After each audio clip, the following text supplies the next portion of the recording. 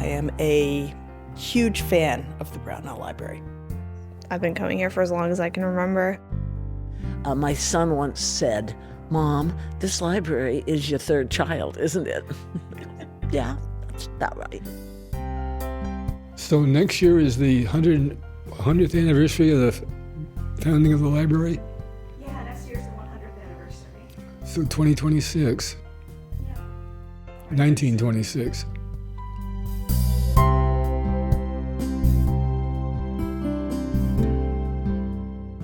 In the city of Essex Junction, a small brick building looms large in the hearts of the community. The Brownell Library was founded in 1926 by Samuel Brownell, a local businessman with a passion for libraries and a dedication to his community.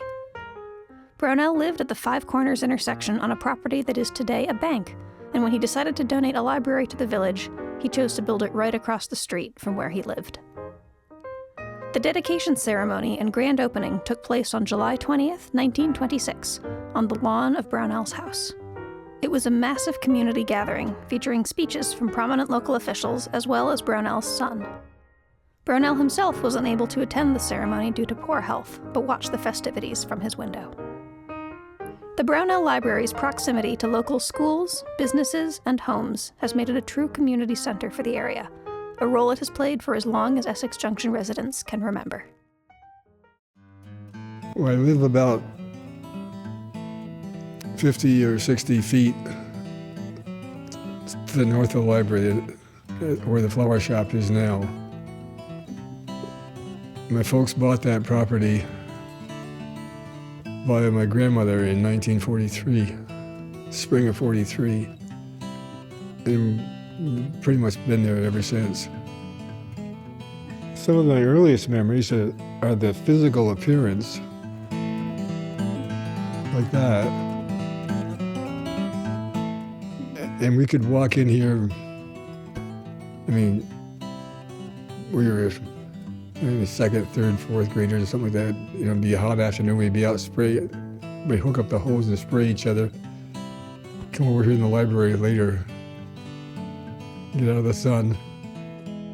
As a kid, I would walk to school up to Summit Street, and I would always walk by here through that little path up to School Street, I think.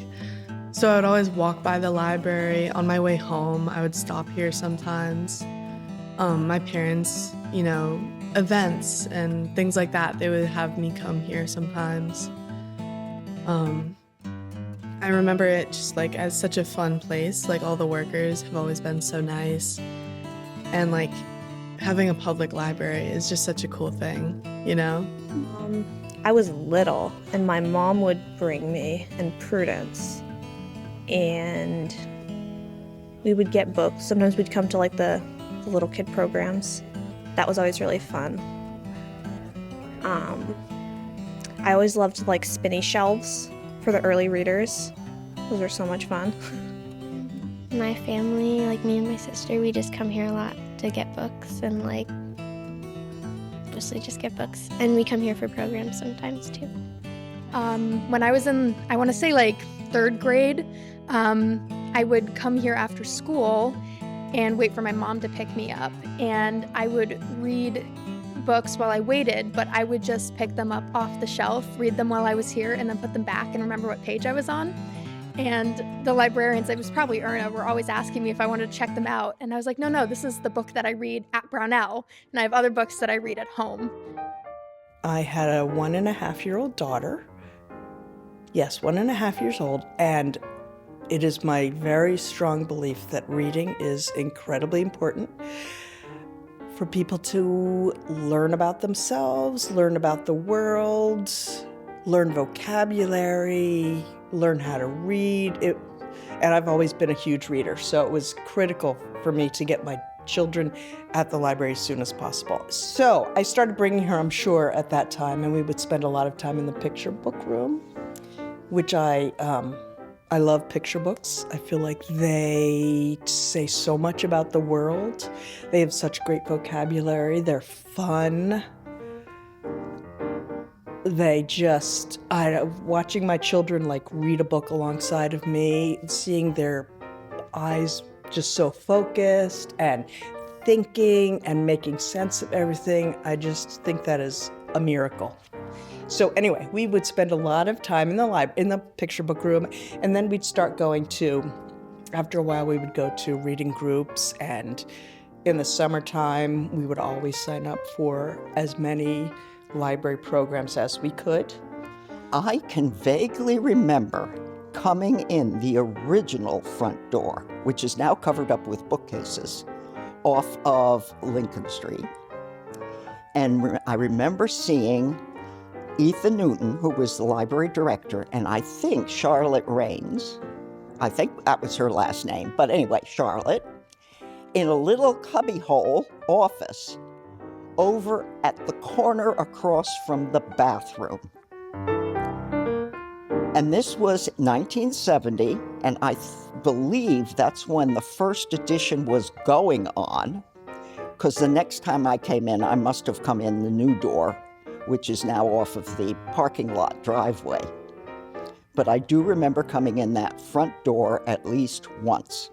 I had my first volunteer, one of them, was Connie Stone, and she was a longtime member of the volunteer. She was like the first and maybe the only volunteer I had at the time. And she remembered the day the door opened, and that she, as a kid, came in here, and the children's library was on the south side of the building, and the adult was over there. And the librarian's throne was sort of in the alcove that's now the entrance. Okay, she said she came in the door and she was so thrilled because on a low table, which still was in the building when I left, a low table, not the round one, but a low table had a map of Fairyland. And she just loved that map of Fairyland. She remembered it very clearly. And you know what? This was the library. People didn't believe that when they were coming and seeing the picture of the library, on the information desk. This was it. There was the front door. As the years passed, it became obvious that the Brownell Library needed to expand. Structural issues, as well as an increase in usage, number of books, and the population of Essex Junction meant renovations were sorely needed. We were shelving on the floor. I mean, we really didn't have any space. And I think during my interview with the trustees, one of my questions was, what are your plans for the expansion of the library?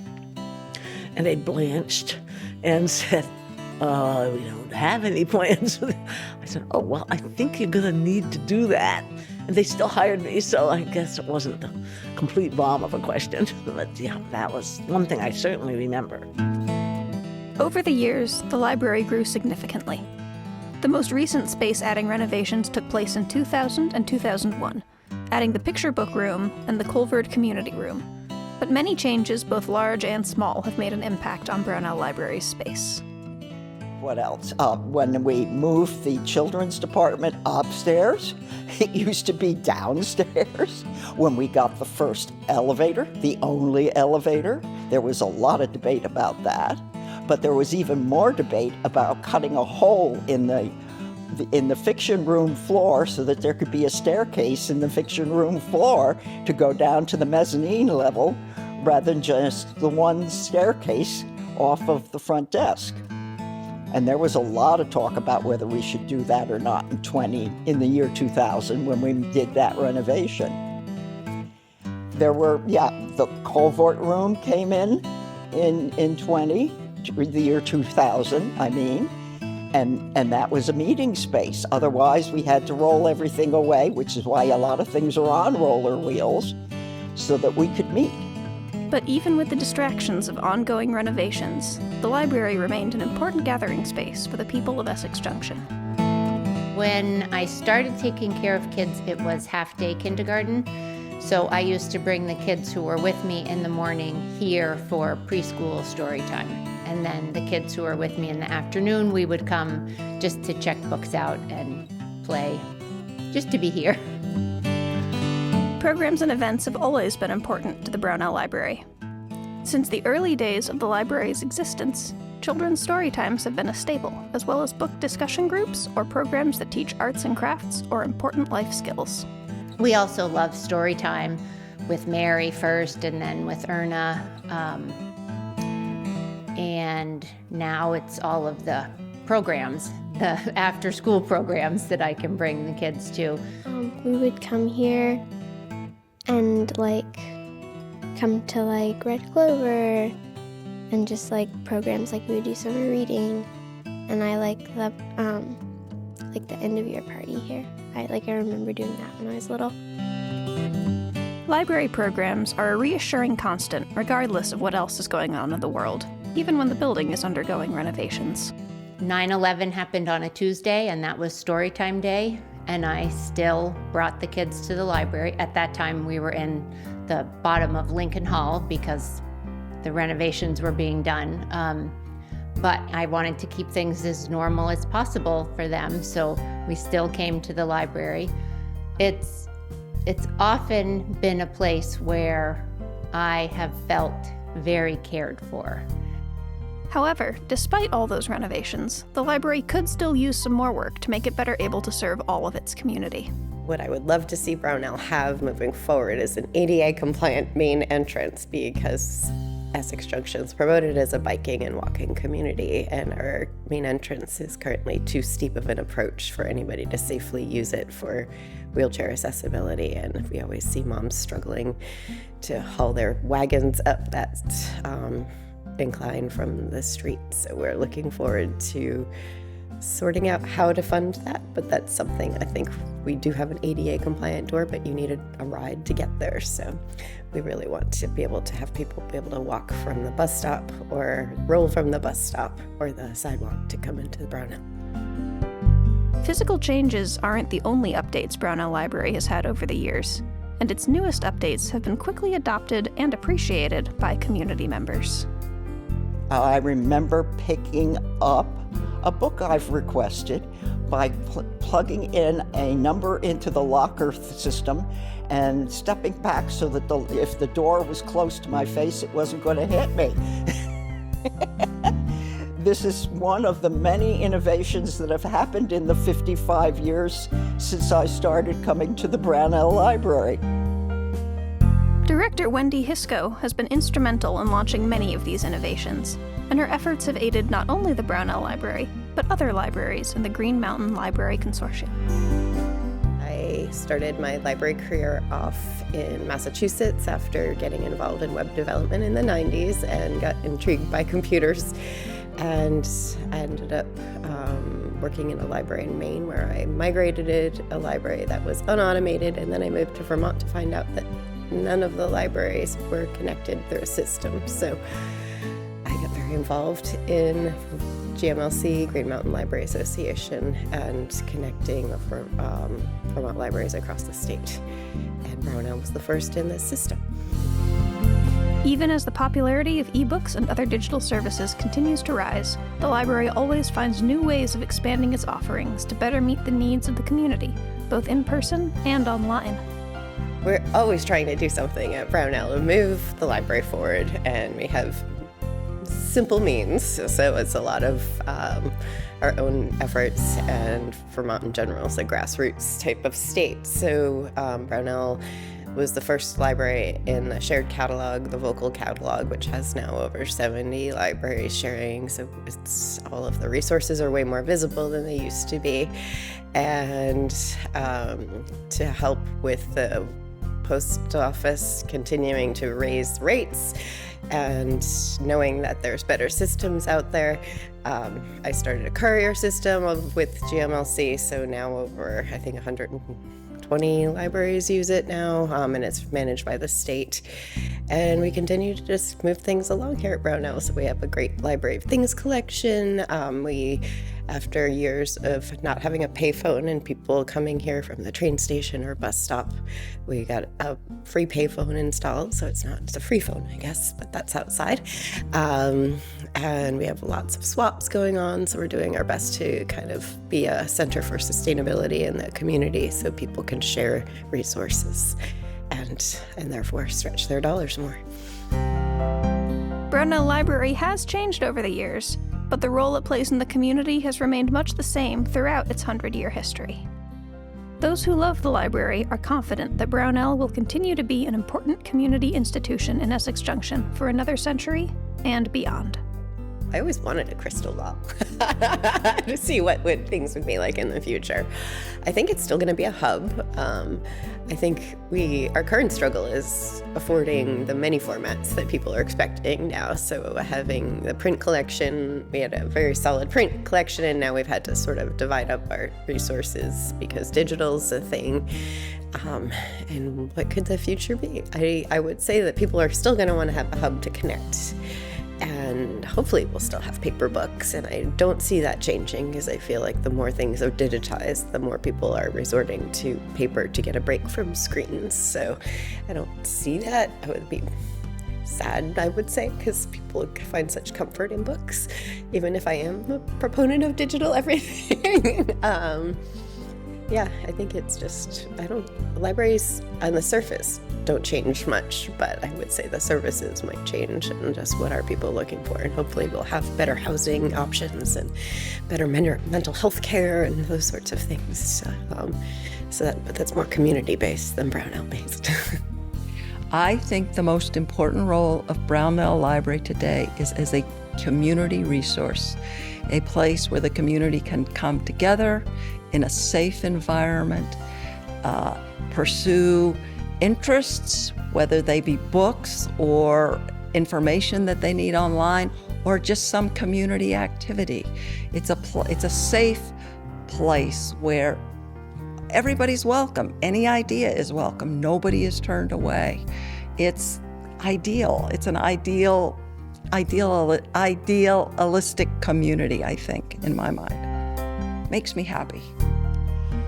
I believe the most important role of the Brownell Library today is to be the center of the community of Essex Junction, the city. I think that Brownell is really just like part of what holds our community together, and that's true of many libraries, but Brownell really is unique, I think, in that our community just loves this library so much, and so many libraries are really struggling and dying across the nation with the rise of like Kindles and ebooks and people just reading less. And I think it's important to remember that our library isn't just a place where you go to get paper books. It's like a center for our community, and it's where you see all of your friends and peers and, you know, people you haven't seen in a long time, and everyone just like, I don't know, it feels like time kind of stops inside Brownell, and it's just no matter where you've been or how much time has passed, Brownell's always consistent. I hope not that much changes. I hope that it will still be this pinnacle of in-person connection in our community, because I think as more and more digital technology arises, people spend more time interacting not face-to-face, and I think that face-to-face interaction is so important and meaningful. So I hope that Brownell will remain a space where people connect in person in a meaningful way, and it's kind of an antidote to the screen age that I'm sure will continue to rise. I hope it's the same, but I hope there's still like the community aspect, and it's not just like people staring at screens and reading. But I hope it plays the same role that it does now. Hopefully still books. I would be very sad if it was all like holographic book displays in 100 years. I just hope that it stays like a safe community building space. Flying car repair would be cool though. Yes. I hope that it still has a similar role in the community. I hope that people still see it as a place where they want to spend time, where they feel safe and where they feel welcome. If I could describe Brownell in 3 words, I would say welcoming, evolving, and trustworthy. Our community home. Totally awesome place. This is the living room of the community. Cozy, friendly, and community. Probably nice local place. Welcoming third space. I thought about that a lot.